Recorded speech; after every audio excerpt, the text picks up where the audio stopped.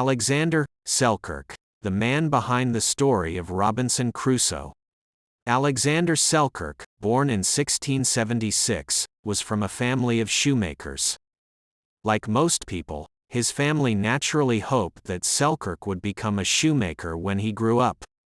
However, young people do not always follow their parents' plans. Selkirk was no exception. He yearned for the exciting life of sailing and became a sailor in his youth. He loved this profession and, over the years, gained a wealth of navigation experience. Because of his years of experience and understanding of navigation, he was appointed as the navigator of the Cinque Ports Alliance. In 1704, they sailed across the Pacific, preparing to loot Spanish towns and the wealth of Spanish pirates. Selkirk experienced many battles with the Spanish Navy and was also injured. While sailing in the Pacific, their ship was infested with shipworms. Selkirk quickly realized that the ship was in poor condition, and he was very worried that the ship would sink in the sea. Soon after, they found a deserted island in the Pacific. The captain decided to rest on this island because their large sailing ship had been severely corroded. Selkirk suggested repairing the ship to remove the shipworms, but the captain refused. As a result, Selkirk had a fierce argument with the captain. In anger, Selkirk demanded that if the captain did not repair the ship, he would stay on the island. Upon hearing this, the captain said, "Since you made this request, then stay on the island." Selkirk was then left ashore by the captain. Before leaving, he packed up his belongings, including navigation instruments, a Bible, a flintlock, a small amount of gunpowder, lead sand and bullets, knives, axes, a small pot, tobacco, and 2 shirts, quilts, and pillows. In fact, as Selkirk expected, the ship disintegrated not long after the captain and his crew set sail.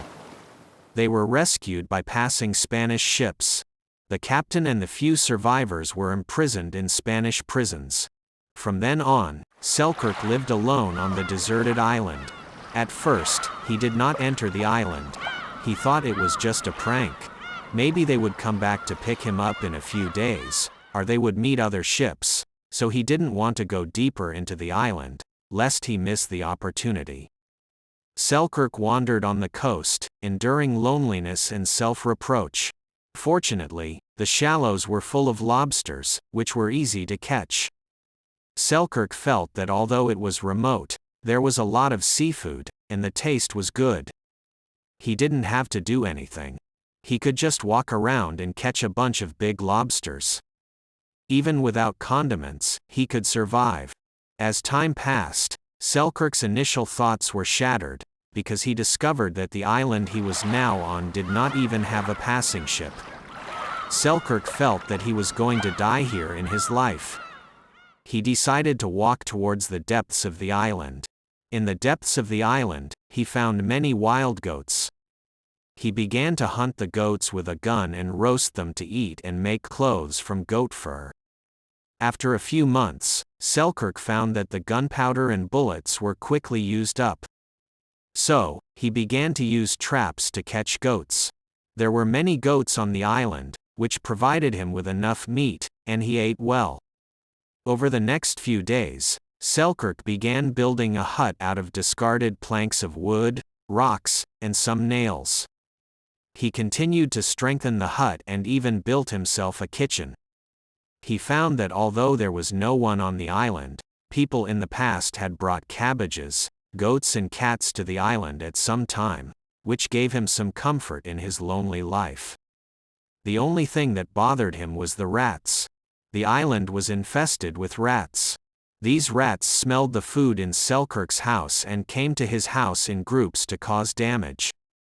The rats were not afraid of Selkirk because of their large number and stole his food in front of him. Selkirk couldn't drive him away. Selkirk had no choice but to use small dried fish to lure the wildcats on the mountain. The wildcat didn't dare to approach Selkirk at first, but it couldn't resist the temptation of dried fish. It plucked up the courage to approach Selkirk slowly. It found that Selkirk didn't mean any harm, so it gradually trusted him. Selkirk's training finally ended the rats in the house. As time goes by, Selkirk has lived a life without worrying about food and drink through his own efforts. Not only does he have enough goat meat, but he can also eat richly every day, and even have some fresh vegetables stewed soup. When he is full, he will go to the beach to bask in the sun and read the Bible, fearing that he will lose his speech function. One day, a Spanish ship passed by. It was during the war between Spain and England. If Selkirk wanted to board the ship, he would have to surrender to Spain first and then spend a few years in prison, just like his captain. He considered again. He decided not to be a traitor and to stay on the island and continue living. After Selkirk lived on the island for 4 years, in February 1709, 2 British armed civilian ships led by the famous British navigator William Dampier anchored on the shore. The sailors looked at a long-haired man wearing goat fur. The savage was chasing the goat with an axe and bare feet. Finally, Selkirk recognized the British flag and decided to join the fleet. It took him a week to reluctantly say his name. He served as a sailor on a ship and was later promoted to lieutenant in the Navy. 2 years later, Selkirk returned to Scotland. He told people about his adventures. He became famous and made a lot of money. In 1718, he met Daniel Defoe. After hearing the story, Daniel Defoe was so inspired that he spent a year writing Robinson Crusoe, using the story he gave him. This is how an immortal novel was born. Of course, the novel has some imagination and additions. In 1721, Selkirk often missed the free life on the island and went to sea again. He contracted fever and died on the ship at the age of 45. His ashes were scattered into the sea. It is worth mentioning that because of the novel, Robinson Crusoe, the island where Selkirk lived was renamed Robinson Crusoe Island. However, this small island is no longer deserted, but a small town with 600 to 700 residents.